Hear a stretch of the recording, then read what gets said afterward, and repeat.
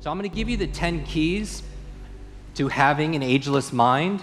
And every single one of them, you've either heard me say or you intuitively know that these are important.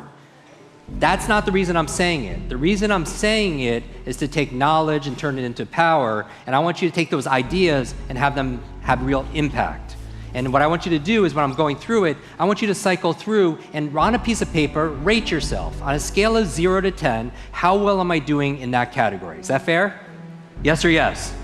Now, this is the home stretch, right? And so some of you heard me tell this story at the last A-Fest. Raise your hand if you're at the last A-Fest. Fantastic.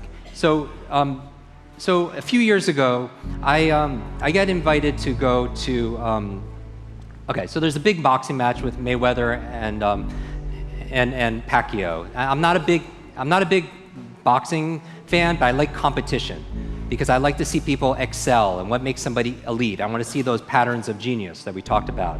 And tickets were just extraordinary, thousands of dollars. No one would, I wouldn't pay for that. But Sylvester Stallone sends me a message saying, you want to watch the game, you want to watch the fight at my house? And I'm like, oh, I totally want to see this with Rocky, right? And the reason why I mention these names is contrary to what people might think. I don't post pictures like this or tell stories around famous people for the sake of saying these people. Me talking about a Will Smith is just different than me talking about Bill Smith. Is that fair? That in order for me, as a memory expert, your memory is triggered by reminders, right? You are constantly reminded, even when you forget somebody's name or you forget what you need to do later that day. Remember, have you ever forgotten someone's name or an actor's name or whatever, and it's bothering you, and it's bothering the heck out of you, and you're doing these techniques like, does it start with an A? Does it start with a B? Does it start with a C, right?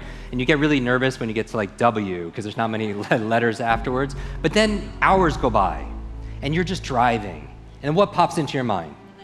The name, right? And then where was it before? It was always there. They say they've done these studies with surgeons where they'll stimulate different parts of a subject's or patient's brain, and they'll remember like trips they took as a kid to the point where like they could read signs right off the highway. And that memory was there. They'll use a process called age regression. How many people have ever had hypnotherapy, hypnosis? And they'll take people down to a place when they were 9 years old in this relaxed awareness place, and their unconscious comes out, and it, really showing his genius, and they'll remember what day. 95% of people, adults, will remember what day their 9th birthday fell on, what day of the week. I mean, it's pretty extraordinary, right? So that information might be there, but the hard part is triggering it. So what I notice is people forgot something to do or whatever it is, what happens is there's a reminder in the external environment that prompted you unconsciously. Most of the times you don't even realize it. It could be a smell, a fragrance, a song on the radio, it's unconscious, and you'll just remember it because that information got tagged to the environment. So for example, they take people and they put them into a pool with a breathing apparatus, and they'll have them memorize words, study a bunch of words. Then they'll take them out of the pool and they'll test them outside in the open air, and then they'll put them down submerged underneath the water again, and they'll test them again. Which one do they do better at? Underwater, right? Why? Because that's where they learned it. Because the environment got anchored to the information. And so a really fun brain hack to do is when I'm training actors and stuff like that, or let's say you're prepared to give a speech at a meeting, raise your hand if this is you, that you have to give a public presentation or you have to study lots of information, even if it's one-on-one. You maybe can't study in the environment that you need to perform in, whether it's a meeting room or it's on stage or something like that, but you could take the environment with you. And the strongest sense out of your 5 senses, I'm just talking about the 5, which one's the most anchored to your memory? Smell, your olfactory, right? I mean, just think as a hunter-gatherer, you need to be able to smell a poison or food, if food's rotten. That makes sense, right? How many people, if you smelled something, a food or a fragrance or essential oil, it could take you back years, and you'll have that real visceral feeling experience. So what if you use that? So what if you took that unconscious thing that happens, make it conscious, say, oh, I need to study for this presentation, this meeting, I'm gonna study my notes and my flashcards, whatever I'm studying, and you're smelling a very specific essential oil that's unique, or a lip balm, or a flavored gum, right? And then when you need to perform, take the test, or give the speech, or do the meeting, whatever, you bring in that same smell. Does that make sense? Right, so these are all the hacks that we teach in Superbrain, and like hundreds of them. This is what we're gonna do right now. I'm gonna go through the 10 keys for unlocking your super brain. Again, 1/3 of your memory is predetermined by genetics and biology. Let's say 2/3 in your control. These are the 10 things I would focus on. Do not write these down. Well, you can write them down because I'm asking you to go 0 to 10. All I want you to write down is you can write down what the hack is, and then 0 to 10, how well are you doing in this area? All right? So the first one is a good brain diet. Good brain diet. So on a scale of 0 to 10, what's an honest assessment? If you're honest and true to yourself, where are you on your diet? You don't have to say it out loud, but just write it down. So in Super Brain, we talk about the most important foods for your brain that are neurological, like protecting, neuroprotective. So we're talking about avocados, we're talking about blueberries, or what I call brain berries, right? We're talking about broccoli, we're talking about eggs, if that's allowed by your diet. We're talking about coconut oil or olive oil. We're talking about green leafy dark vegetables, wild salmon, if you're allowed to, if that's part of your diet also as well. Turmeric. Every morning I do like an almond turmeric like tea, right? All these things are neuroprotective. Number 2, killing ants. Automatic negative thoughts. How well are you controlling your self-talk? On a scale of 0 to 10, honestly, even if you've done this with me, how strong are you? 0 to 10. Do your thoughts make a difference? Yes or yes? If I say constantly, I'm getting too old, is that going to be self-fulfilling? Yes or yes? If I say I'm forgetful, I have a bad memory, if you fight for your limitations, you get to keep them.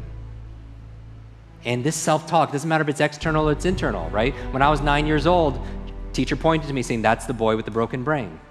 Because I had that brain injury and those learning difficulties. Children, you are very, very susceptible to this, right? If you're a parent, your external words become their internal words. So that became my self-talk. Every time I failed a test, didn't do well enough or whatever, wasn't picked for a sports team, what'd I say? Oh, I'm just the broken brain, right? So your mind is always eavesdropping on your self-talk. That's number 2. Number 3, exercise. And really what we're talking about here is movement. The number 1 function of your brain is to control your movement, right? That's why we know there's not just a brain-body connection, but a body-brain connection, that using your body in different ways stimulates neurogenesis, it stimulates neuroplasticity, it stimulates brain-derived nootropic factors, which is the fertilizer for making new connections. So you have to move, but we live in a very sedentary life, right? I was reading this book talking about barefoot kids and how we're taking away seesaws and swings and all these things. We're overprotecting them, and then we're keeping them in a very sterile environment. They're not moving as much, right? They're always on their devices, and they're not getting the brain growth, right? And it's leading to learning challenges and so on. But how much are you moving every single day? They say sitting is the new smoking, right? You do not want to sit 8 hours a day and just study. I'm going to go through the rest fast. Number 4, brain nutrients, brain vitamins. Because we're traveling, we're maybe going to eat the best foods ever. Are you supplementing with food? There are certain nutrients, and I would make this a no-brainer. I would just go to your functional medicine doctor and get like hormonal tests, full spectrum tests, food sensitivity, and just see what your baseline is, because I really do believe people are bio-individual. Like, and I've kind of seen all the research, talked to so many individuals, find out what works for you. Because the most important supplement is DHA for the brain. DHA. All right, that's number 4. Number 5, positive peer group. So rate yourself, 0 to 10. How inspired, encouraged, challenged, energized are you by your peer group? And again, peer is choice. I'm not talking about your family, although they maybe are your peer, but the people that you choose, right? So either get a new group or choose who you're gonna let affect you, positive peer group, because it really affects your brain, 0 to 10. Really fast, number 6, clean environment. How clean is your environment? How organized is 0 to 10? And you know this, right? Is your external world reflected by your internal world and vice versa? Because it's a feedback loop. Have you ever cleaned your room, cleaned your desktop, cleaned your work area, and all of a sudden you have clarity of thought? Yes or yes? This is the interactive part. Yes or yes?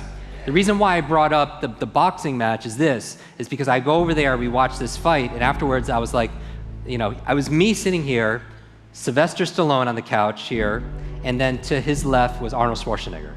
And I swear, if you took a picture of that, like they'd be like, who photoshopped that Asian dude in that photo? But I was like, what does it take to be a champion like those guys? And then Arnold said, Jim, the difference between an amateur and a champion is a champion's willing to push past the pain period. Just like for those of you who did the exercise over the past few days, it's that intensity. And is there a pain period in a relationship? Is there a pain period sometimes in a health crisis? Is there a pain period also in your business? Multiple pain periods, right? The ability to push past, that's where the period is now, because you've just done days and days, and you feel like your attention is wandering and going different places. This is the time when it counts, just like with your workout, right? So if Lorenzo and his team's here, that would be the goal. So that's number 6. Number 7, sleep.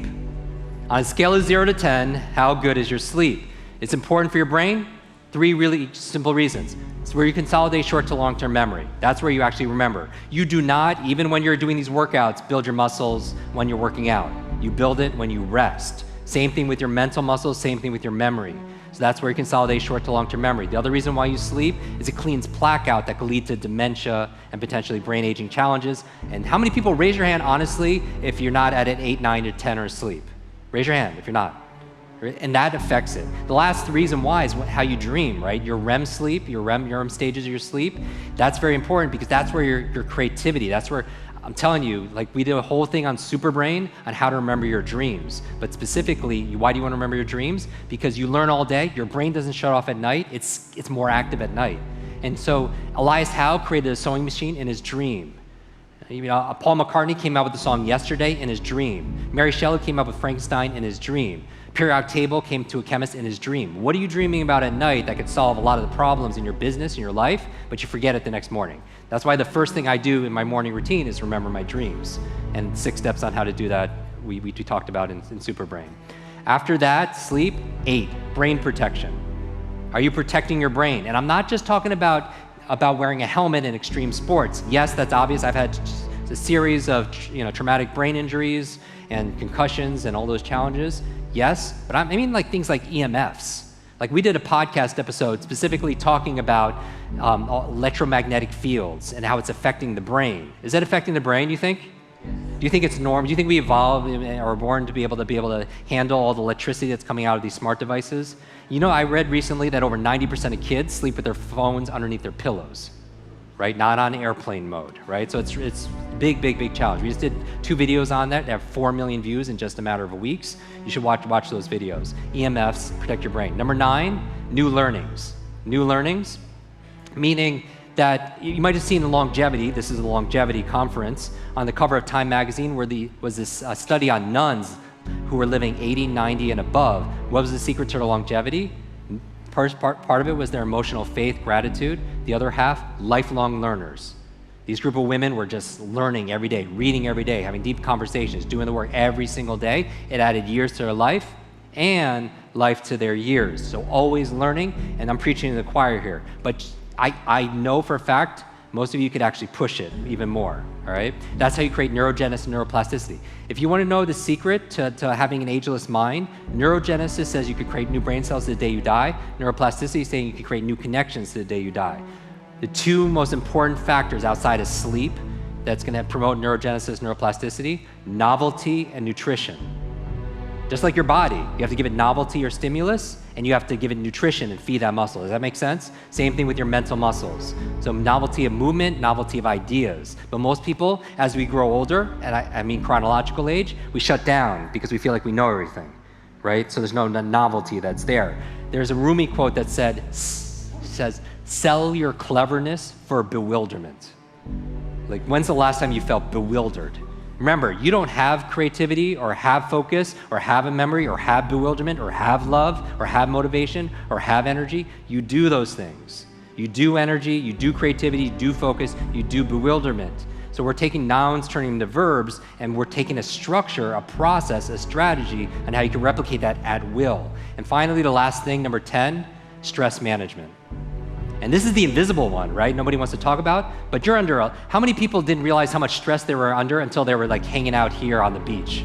Because it's like fish, they don't see the water because it's there all the time. But we are under so much environmental stress, pollutants, environmental stress, emotional stress, work stress, cognitive stress, financial stress, and we don't realize that. But you don't get the best of the best out of that, right? It's good for fight or flight, sympathetic mode, but when you want to be able, it's not good if you need to think. If you're stressed, it doesn't help you to study. When you're stressed, it doesn't help you give a presentation. When you're stressed, it doesn't help you perform cognitively because it shuts down cortisol, adrenaline, big parts of your brain. So stress management. So how are you managing your stress?